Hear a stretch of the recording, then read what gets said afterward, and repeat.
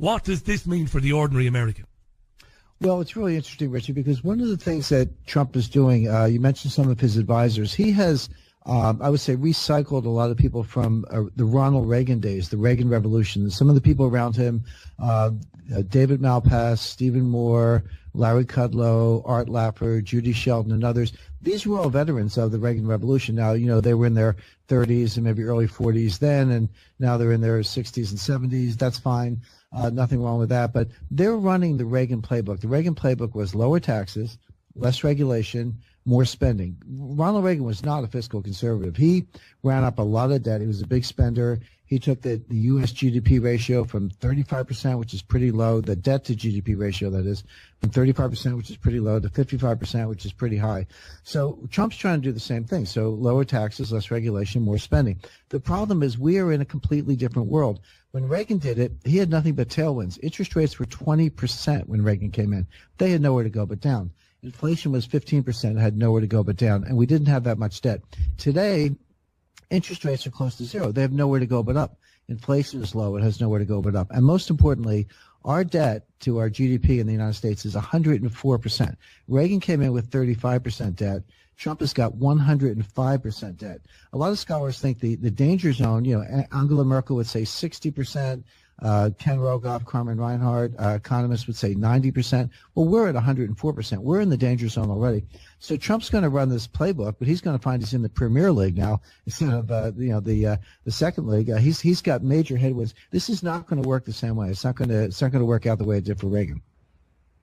And Jim, any fair and rational analysis of his tax plan, and I'm certainly not Jim Rickards, but I've been covering economics and finance for a number of years, and I had a good long hard look at what he put out there when he was campaigning.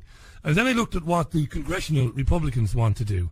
And either way you look at it, the little guy is going to get screwed, and it's going to be, wonderful tax breaks for the very, very, very wealthy.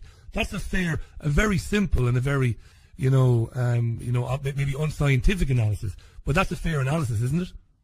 Well, that's right. There's almost no way around it. Half the people in the United States do not pay any income tax. For better or worse, you can debate the policy, but their income is such that we don't tax very much income tax at the lower levels. Plus, you get into the higher brackets, you pay a lot of taxes. So if you're going to cut tax rates, almost by definition, it's going to help the richest people. Now, one of Trump's advisors is a guy named Art Laffer, an economist. I know Art very well. And he's the inventor of something called the Laffer curve. Named after himself. And the Laffer curve says you can cut tax rates and actually collect more revenue because you'll get more growth, people sell assets, you'll get more activity. And so the revenue you get from the added activity makes up for the tax cuts. So that's the theory. The problem is there's almost no evidence to support the theory. It might be true at 100%. If you had 100% tax rates, nobody would work, right? So cut them a little bit, you get a little bit of work. But nobody really knows the shape of the Laffer curve. The evidence that it works in the environment we're in today is non-existent. So you're going to cut rates, you're going to get less revenue. So the wealthy will get a benefit from the lower tax rates. The economy will not get that much of a boost. We're 8 years into an expansion. It's one thing at the early stage of an expansion, you do something like that, you might get a little more growth, you might get some bang for the buck. This expansion is 8 years old. Now, it's been punk. I mean, it's been a very weak expansion. I'll grant that, not as much growth as we need, but you're not going to get much bang for the buck. So this kind of looks like just a benefit for the rich in the sense that they get lower rates. You're not going to make it up in revenue because the Laffer curve doesn't work the way the theory says. And you're not even going to get that much growth because we're 8 years into this. We don't have that much spare capacity. So a lot of this doesn't add up. If you want to help the working man, cut the Social Security tax. The Social Security tax is a flat rate. Everybody pays it. I said before that not everybody pays income tax, and that's true in the United States. But everybody does pay the Social Security tax. That's a flat rate. If you really want to help people in lower incomes, you cut that tax. But I don't see that on the table. That's not part of these proposals. No.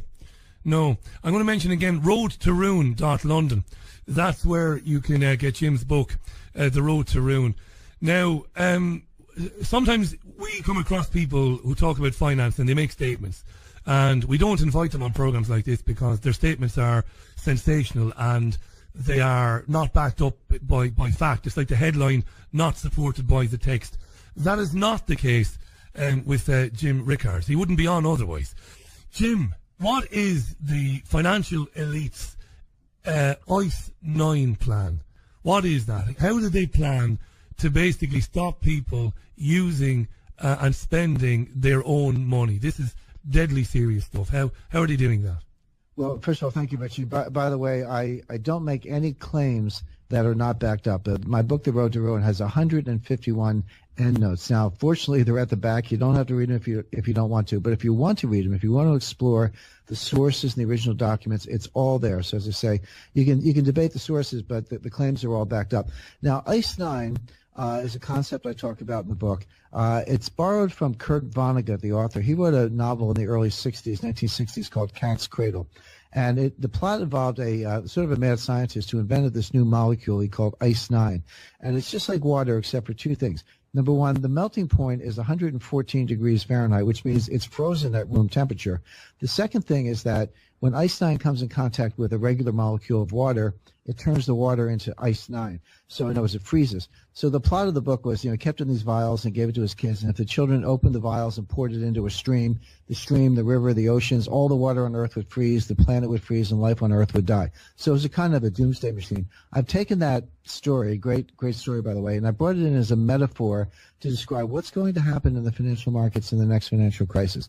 And I talk about two other crises, 1998 and 2008. Now, in both of those panics, 1998, there was a global financial panic. They printed the money and gave you your money back.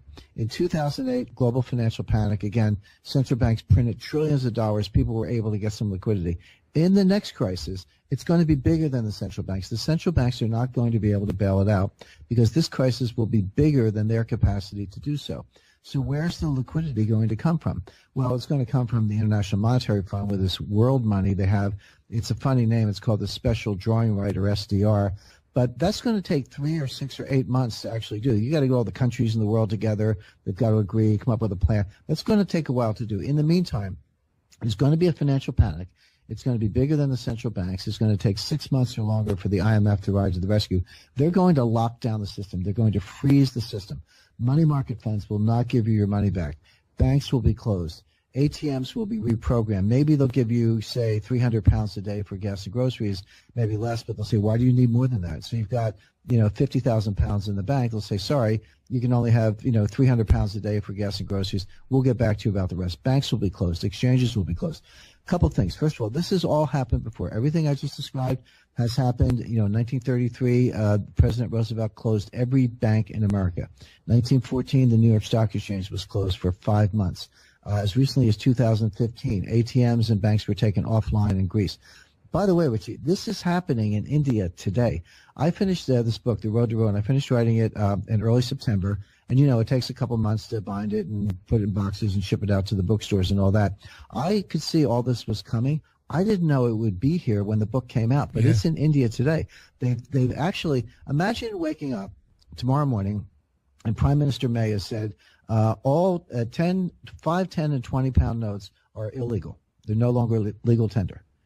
That's what happened in India. Prime Minister Modi woke up and said the 1,000 rupee note and the 500 rupee note are illegal. They are no longer money. By the way, 1,000 rupees is about 15, 20 pounds, so it's comparable.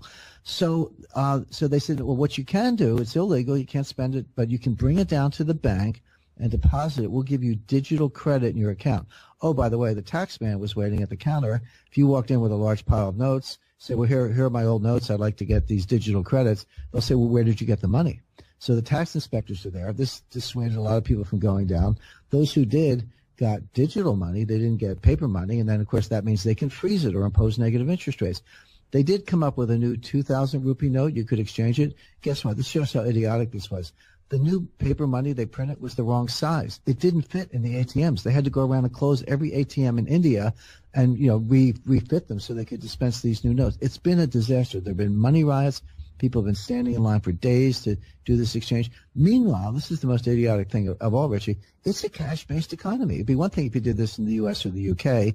I mean, 80% of our transactions probably are digital, debit cards, credit cards, direct pay, Apple, iPhone, the rest. But India is actually a cash-based economy. Fishermen could not buy fuel and bait for their boats, so they couldn't bring in a cash. Farmers could not get fuel for their trucks, so they couldn't bring their crops into town. The whole economy was shutting down. Jim, this is what happens. Sorry to interrupt you. Can I throw a wacky theory in there, which you can shoot down? Do you think, and I'm just going to tweet out that India story, which happened around about November 9th or 10th, if I remember, 8th or 9th or 10th. We mentioned it briefly on the programme, and the way we mentioned it was, we said, well, we wonder if that was an experiment in some way to gauge the reaction of people, because I think when you were first on, we talked very briefly about the cashless society agenda, because ultimately these same elites, Jim, they want rid of cash, don't they? Well, that's absolutely right. We're seeing it in other countries. You're exactly right, Richie. First of all, about a year ago, the European Central Bank banned the 500 euro note. There used to be a 500 euro note. That's now illegal going forward. So the biggest one is a 200 euro note. In the U.S., Larry Summers, a professor at Harvard, Ken Rogoff, another professor at Harvard, Summers wants to ban the $100 bill. Rogoff wants to get rid of cash completely. Sweden is well down the road to a cashless society. More and more merchants are saying, we don't take cash. Even if it's legal, we don't take it. By the way, I'm sure it's similar in the UK. Americans think they can go get their cash out of the bank. Don't even try it. You go up and ask for, $2,000 or $3,000, not a particularly huge amount of money. They'll call the manager over. The teller's face will turn white. They'll file a report with what we call the Financial Crimes Enforcement Network. That report will go into a file somewhere between Osama bin Laden and Pablo Escobar. I mean, you're treated like a criminal, a perfectly honest citizen. They'll treat you like a terrorist, a drug dealer, or a tax evader. For asking for your own money, Jim. For saying, I want my own money. For your own money, exactly right. So there's a global war on cash. Now, I also said, Richie, I don't recall if we said it on the show the last time, but it's in my book. The war on cash leads very quickly to the war on gold, because gold is an alternative. So if you're making money impossible to get, I said, if you want to slaughter cattle, first thing you have to do is round them up into a pen. So if the elites want to slaughter sabers, they have to round them up into these digital pens, the big banks, digital accounts, no paper, cashless society. Round everybody up, and then you can slaughter them with negative interest rates, confiscation, taxes, account freezes, etc. Well, cash is an alternative to that, but they're making cash illegal or extremely difficult to get. But you can still get gold. I'm talking about physical gold, not paper gold. Physical gold, whether it's coins, sovereigns, or American Gold Eagles, or other forms, you can put those in a safe place, not in the banking system, by the way, because the day you most want your gold is the day the banks are going to be closed. So that's what we call conditional correlation. Those two things will happen together. You'll want your gold to be banging on the door of the bank. They won't let you in. But there are non-banks, places. I'm not an endorsement, but I know Sharps Pixley down at Jermyn Street in London, and there are other places around the UK, reputable dealers, private vaults. You can store it safely. But the elites are going to wake up to this. They're going to say, hey, we boxed everybody in. We made it impossible to get cash. We put them into these digital slaughterhouses so we can take your money digitally, but people have gone to gold. Well, guess what they're doing in India right now? I just read this morning. The tax police are breaking down doors and they're seizing gold, physical gold, just taking it. As you know, an Indian bride, that's her dowry. If you have too much of it, they seem to think you're a criminal, and they're taking that. So the war on gold is right behind the war on cash. My advice, get your gold now while you still can. This is amazing stuff, by the way. Folks, then we've got Jim Rickards on the line. We're talking about his brand new book, The Road to Ruin. We've tweeted out road to ruin dot. Let me just make double sure of that now. Yes, I have put the right one out. The road to ruin London. That's where you can get the book for free, folks. Okay, the secret plan for the next financial crisis. Jim, the tweets are flying in. They are flying in. Is it fair to say that these financial crises plural, are all connected, and that what happened in 2008 again was an experiment and was the pretext for what's going to happen next?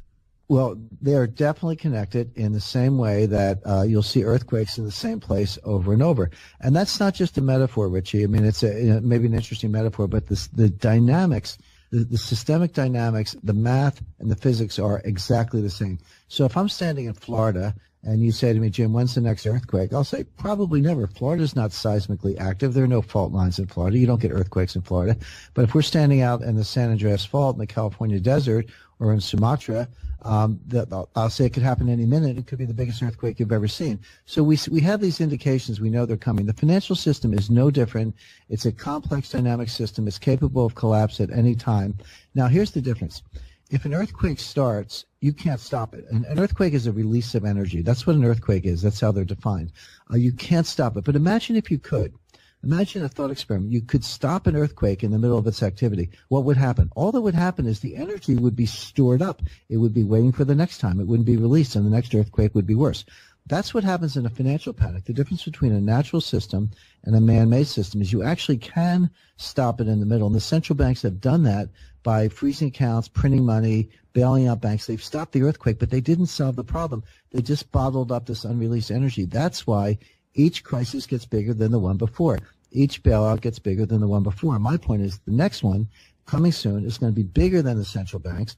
They're going to have to go to this world money from the IMF. They're going to have to lock down the system. They're going to have to seize depositor money, wipe out equity. It's going to be bad. And of course, these the World Bank and the International Monetary Fund, ultimately then, that agenda is to take the real wealth that was traditionally, historically owned by the people of any country. So sovereignty is gone, Jim. Do you think we're seeing in Europe with recent elections, with the European Union referendum in the United Kingdom, do you think we're seeing a bit of a rebellion against that agenda?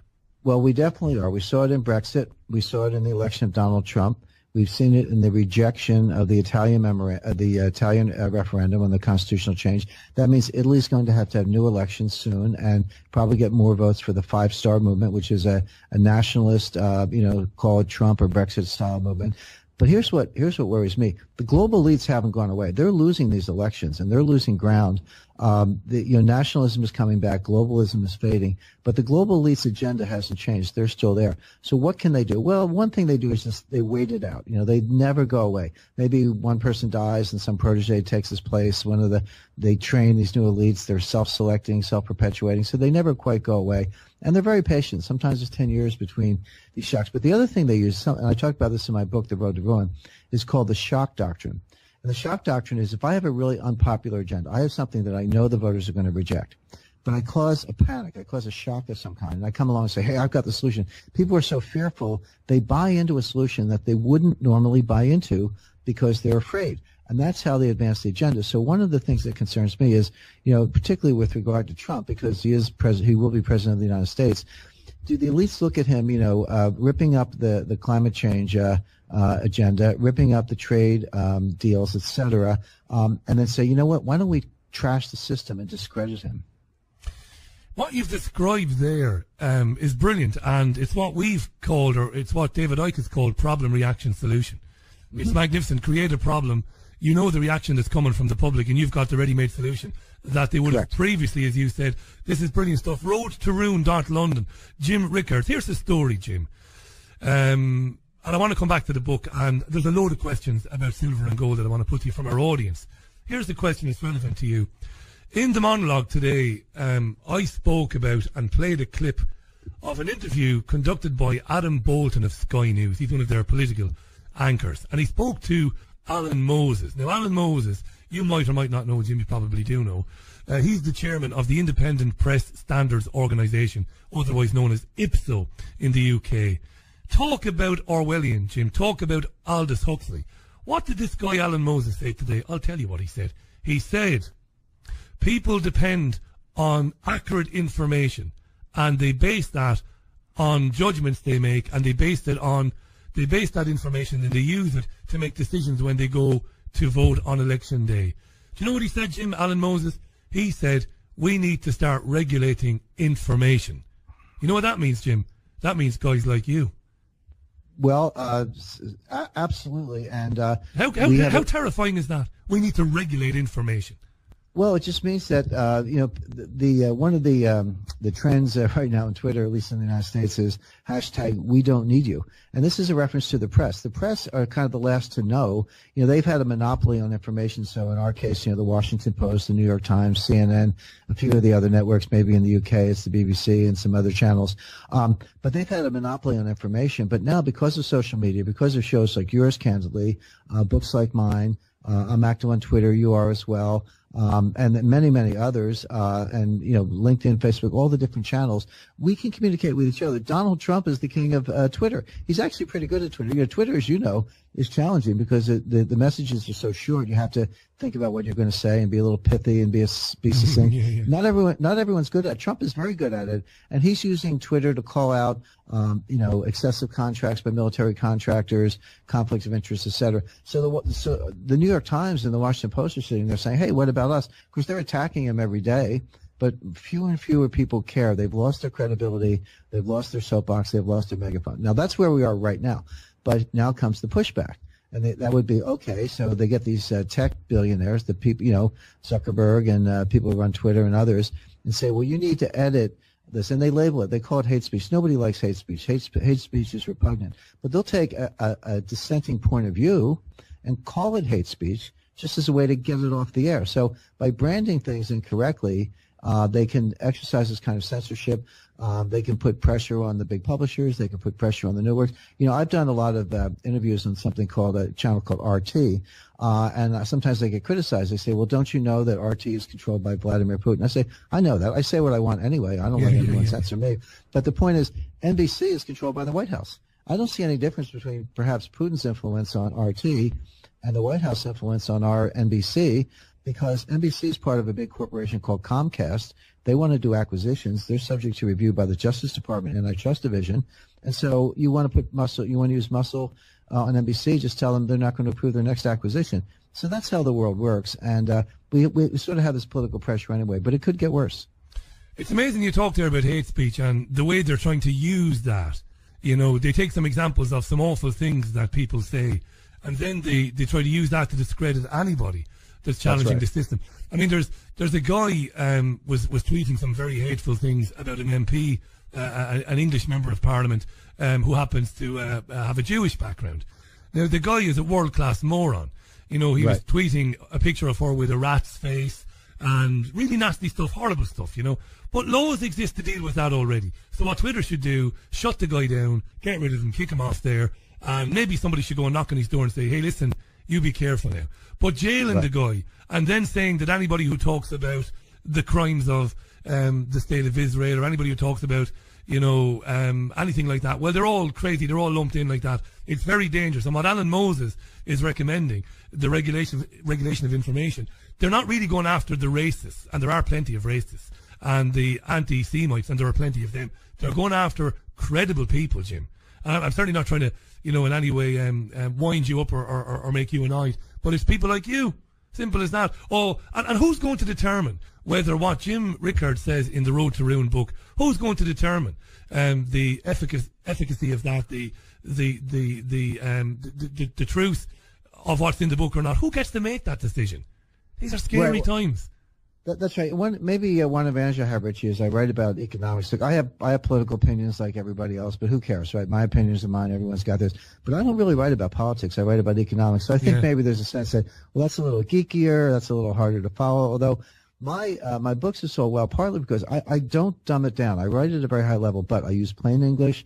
I use metaphors. I tell stories. I make it very accessible to the reader. So I'm kind of dealing at a PhD level, but at an accessible level that anybody can pick it up. One of the nicest compliments I ever got on my first book, Currency Wars, it's about 300 pages. Somebody read it, and they said to me, Jim, I read the whole book, cover to cover, 300 pages. I had no idea if you were a Republican or a Democrat. And I said, thank you very much. I said, that's a nice compliment, because that's how I wrote it. I wasn't getting on a political soapbox. I was trying to explain what's wrong with the central bankers, what's wrong with risk management, why the system is unstable, and do it, as I say, in a very accessible way. So maybe because I'm not afraid of politics. I have my opinions, but that's not really what I write about. So maybe I'm not as much of a target. Maybe not, but of course, what you say has a direct impact on these very people, these elites that you're calling out in the book, Jim. It's brilliant. Lots of tweets on this from people saying, this is fascinating stuff. We don't have the money to hoard gold and silver. What does Jim say to us? What are we going to do? Imagine, Jim, imagine a scenario. Somebody's got, they've managed to save over 20 years of working life. They've managed to save £1,000 sterling a year. They've got 20 grand in the bank. Let's say they have 40 grand in the bank. That's savings. And maybe they've got a building society account where they're putting some money away for their pension. What do they do, Jim? Okay, so let's say you've got £40,000 in the bank, and that's your lifetime savings. You worked very hard 30, 40 years to get it. Take 10% of that, right? So that would be £4,000. And just trying to do the math. So you could buy, for example, 4 ounces of gold for that. That's enough to get 4 ounces of gold. And I don't recommend more than 10%. Don't go all in. But so if you have 40,000 pounds in the bank, you could take 4,000 pounds. You could buy 4 ounces of pure gold, put it in a safe place. Don't put it in a bank safe deposit box. Hopefully nothing bad happens. Hopefully I'm just wrong and these things don't come to pass. But I obviously wouldn't be talking about them if I thought I was wrong. I can see this coming. And so when it happens, if they do close the bank, you'll have your 4 ounces of gold. You'll be protected. Your wealth will be preserved. So even people of modest means can do this. Even if you had 10,000 pounds, take 1,000 pounds and go buy 1 ounce of gold. Put it in a safe place. That'll preserve your wealth. People are really worried about keeping money in banks more than ever. And right. You're very, very, very definite about saying to people, look, don't put any more money in any bank account before you take a look at the information that you've put out, Jim, in not only in this book, The Road to Ruin, but in other books as well. And we get questions, and I never answer them because I'm not qualified to answer them. I always refer people to the guests that have come on, people like you, people like Naomi Prince and others that have been on this program. People are terrified of banks, and they don't believe banks. For example, you'll know that the United Kingdom, the government has said here that banks must guarantee deposits up to £100,000. But people don't believe that, Jim. They don't right. believe it. They're like, well, why should we believe that? And if this crash comes, then why should we believe that we will have our £100,000 if we want it? You think they're right not to believe it, okay? Right. No, look, if you have £1 million or £5 million, I mean, you're kind of stuck. You can't. You can buy a certain amount of gold. Again, I recommend 10%. If you have £100,000, the first thing I would do, again, I would use my 10% rule. I would take 10,000 pounds. Go out. That's enough to buy maybe. That's enough to buy 1,000 ounces of gold. Sorry, not 1,000 ounces. That would be so 10,000 pounds. So you could buy 10 ounces of gold. So if I had 100,000 pounds, I would take 10,000 pounds out, and I would buy I would buy gold with that and put it in a safe place. So now you hope the banking system doesn't crash. You hope your account's not frozen. But if it is, you've got your gold outside the system. And what's going to happen to the price of gold in that scenario? When they shut down the banks, the price of gold is going to skyrocket. Now, I'm not saying it's going to go up a lot tomorrow. It might go down a little bit tomorrow. But in the panic, when that comes, the price of gold is going to skyrocket, and that's going to preserve your wealth. One way I think about it, Richie, it's kind of like fire insurance on your house. Nobody wants this house to burn down. But heaven forbid if it does, you're sure glad you have the insurance. And so that's one way to think about it. You don't want a financial panic to happen, but if it does and they shut the banks, having that physical gold off to the side will preserve your wealth. Do you envisage a time in your life, you and I are both young men, do you envisage a time, Jim, when the full, I don't know, the full story, the true story of what fractional reserve banking is will be understood by people? You know, the legendary Ford quote about if people knew how money worked, if people knew how the economy worked, there'd be a revolution. Because when we first spoke, we mentioned this. A lot of what's going on comes down to the fact that banks get to print money out of thin air, create the principal, don't create the interest, so we're condemned to be forever in debt to these institutions. Well, this is what I talk about in my book, and even people who are critical of that. First of all, here's the thing, Richie. Most of the people who understand what you just said are sort of part of the system. They work for the IMF. They work for the banks. They work for the Bank of England, or in our case, the Federal Reserve. So they have no interest on blowing the whistle on this scam because they're part of it. Okay, now there is a smaller group who do understand it, who are critical of it, who want to help people understand it. But they tend to be a little bit geeky, like Murray Rothbard. Murray Rothbard is a great Austrian economist. He's written quite a few books. I've read his books. He does explain this, but even he is somewhat technical, and you need a little technical training to understand it. So who's out there, not part of the system, willing to be critical, but kind of speaking in plain English to everyday readers to explain this? Well, there aren't that many. You actually mentioned one of them. My friend Naomi Prince is one. I try to do it myself in my books. There are a few others, but not that many. You sort of have to seek them out. But the number of people who are trying to explain this to everyday readers in plain English without a lot of technical talk, there just aren't that many. We've had a tweet from David Stewart Cole basically parroting that, Jim. He's read your books and praises them. He said, The Road to Ruin will be worth it because I've read Jim's others, really good books, well written and well explained. And that's the key to talking about finance, because I found over the years presenting programs, and you'll know, Jim, you've been on every television, every major network in the States, RT and everywhere else. People switch off, and it's to their detriment. They don't understand how important it is. The language that you use and the way you come across is so hugely important. There's no doubt about that. Folks, it's roadtoruin.london. That's where you can get your free copy of The Road to Ruin. Jim Rickards is on the line. It's 20 minutes to the top of the hour. Jim's going to stay with us for another 10 minutes or so. Keep those tweets coming in, by the way. This it couldn't be more vital. Jim, we mentioned this last time. I'm so glad you're back on, because people are asking me questions that maybe people didn't hear you the first time you were on. What sort of timeline do you have in your mind? I know it's difficult to tie people down to, exact predictions of exact days and months, but when do you think this is really going to go absolutely nuts? Well, here's the thing, Richie. In my book, I talk about 2018. But the reason I did that is there was a panic. We were just hours away from closing every stock and bond market in the world. And September 28th, 1998, I have a whole chapter on that in my book, The Road to Ruin. That was the Russia long-term capital management crisis. The reason I know that, I negotiated that bailout. I was in the room with the Federal Reserve, the Treasury, and the big banks. I actually did that deal. I know how close we came to complete catastrophe. Come forward 10 years to 2008, we were days away from the sequential collapse of every major bank in the world. So Bear Stearns had failed in March 2008. Our big mortgage agencies, Fannie Mae and Freddie Mac, failed in June 2008. Lehman Brothers failed in September 2008. Morgan Stanley was just a couple days away, then Goldman, then Citibank. All of them would have collapsed.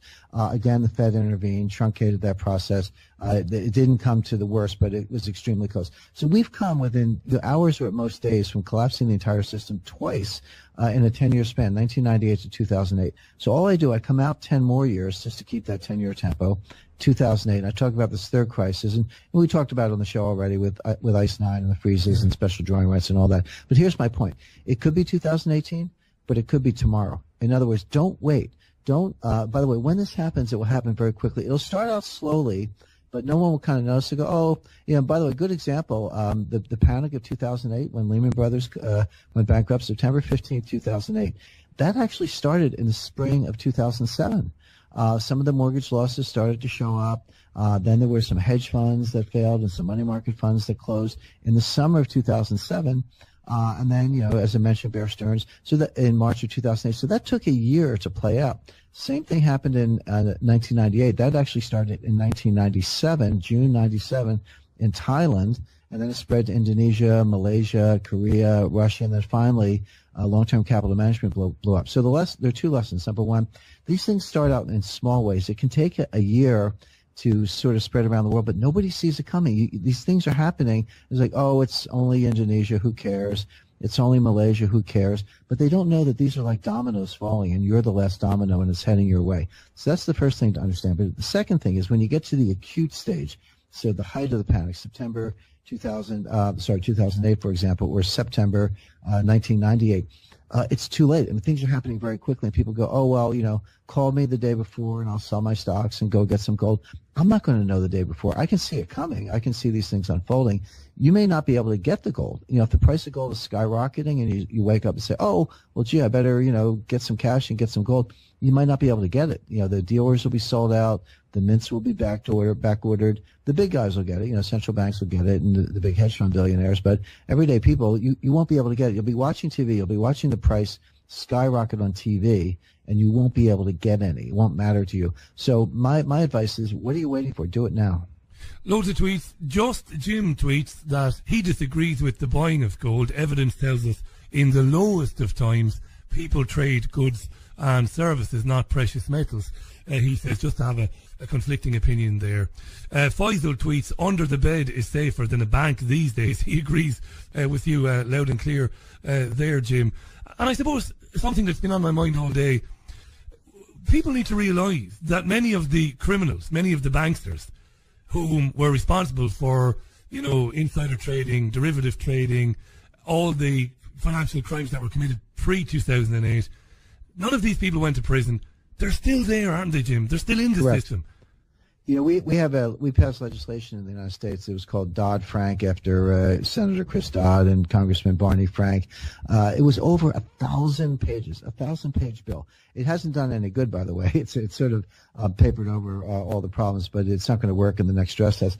But all you had to do was put Jamie Dimon on a chain gang, put one high-profile banker in prison. That would have done more good to clean up their act, stop the fraud, be more prudent, stop taking excessive risk, stop placing heads I win, tails you lose bets.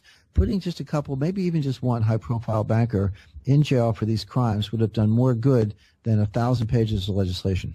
There's so many, we've had so many discussions, Jim, about some of the crimes of these institutions.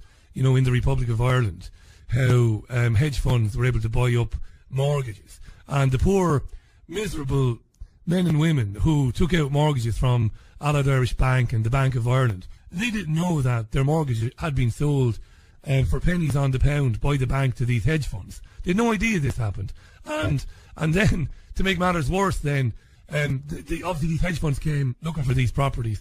There was nobody there to protect these people whatsoever. And the criminal banks, after getting rid of the mortgages, they went and made insurance claims on the mortgages going bad. I mean, Jim, and to your absolute credit, and I was so excited when we contacted you a few weeks back to get you on the program the first time. You're one of the few people historically, when you look back, and this is the wonderful thing about the internet, the wonderful thing about, a digital footprint. I was able to see that you'd been warning people about this. You'd been telling people about it. None of these people ever went to prison, not to just labour that point. What they've done to people. We've talked about that agenda to keep everybody renting, Jim. To stop people owning their own property. They don't want people to have, wealth, tangible wealth, real wealth. This is what these people are doing. I'm going to, again, plug Road to Ruin.London. Road to Ruin.London. Get your free copy of The Road to Ruin by Jim Rickards. Jim, do you think people, because of what you're doing and because you're able to present this information in a sexier way, maybe, than it has been presented before, do you think people are finally starting to grasp it, to get a grip of it? I think they are. It's very gratifying. I'm in New York City for this show, Richie, and I was down on Wall Street this morning, and I'm up in my office in Midtown right now. So I took the subway. I ride the underground all the time, and I was standing on the platform. A fellow just came up to me, perfectly nice, introduced himself. He said he was an artist. He said, "I'm not an economist. I'm an artist, but I read your books. He gave me his card from his gallery. He said, I've got some money in gold. I've got some cash. I'm building an A-frame. And I looked at him, and he said some kind words about my book. I said, thank you very much. And I said, hang on to the gold, and it sounds like you're good to go. So it is rewarding and gratifying when just, people stop you on the street and thank you for writing the book. So I'm very, very grateful and appreciative to that. But it tells me that the message is getting through. It definitely is. We can see that in the response that we get when we cover the economy and finance on the program. Again, I mentioned earlier, Jim, when I started out in commercial radio, and I was actually producing a senior presenter, we used to dread doing stories about finance in the economy, partly because we weren't telling people the truth. We were giving people the FTSE 100 or the Financial Times version of the story. But we used to be very conscious of the fact that it was switch off radio. People wouldn't be interested in it, they wouldn't get it, they wouldn't understand it. It's vitally important that guys like you, using the language you use, and that's not to suggest people are stupid, they are not.